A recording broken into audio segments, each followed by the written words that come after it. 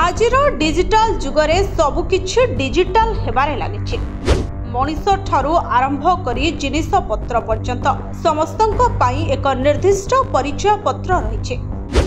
ठीक सेहिपरि भारतर पशुधन पाई मध्य एक विशेष परिचय व्यवस्था पशु आधार नाम प्रचलित होइछि। एही व्यवस्थार मूलदुआ हेउछि डिजिटल हलदिया कान टैग।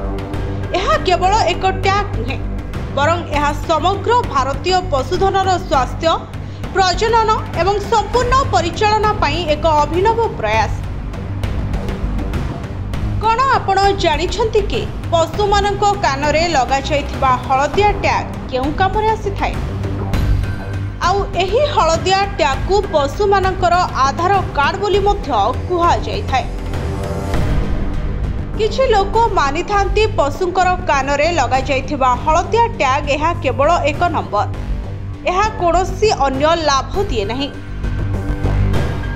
किंतु कहि देउछु जे एही हलदिया टैग पशु मानकर खाली परिचय नुहे बरं डिजिटल आईडी मध्य।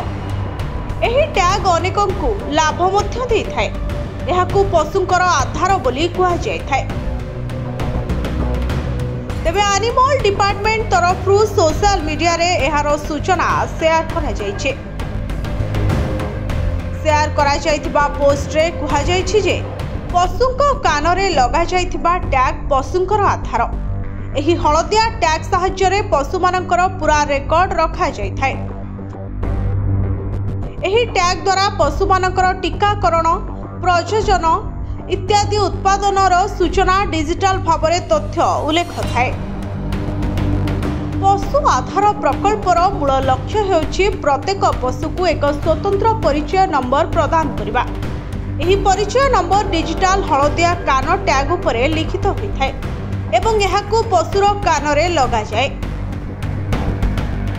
एही टैग सहाय्य रे पशुर समस्त गुरुत्वपूर्ण तथ्य एक केंद्रीय डाटाबेस रे संरक्षित होई रहिथाए।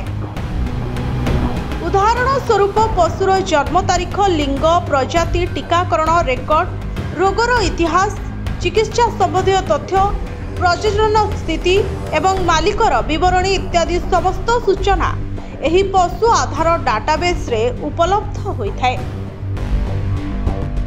ब्यूरो रिपोर्ट, जनता टीवी।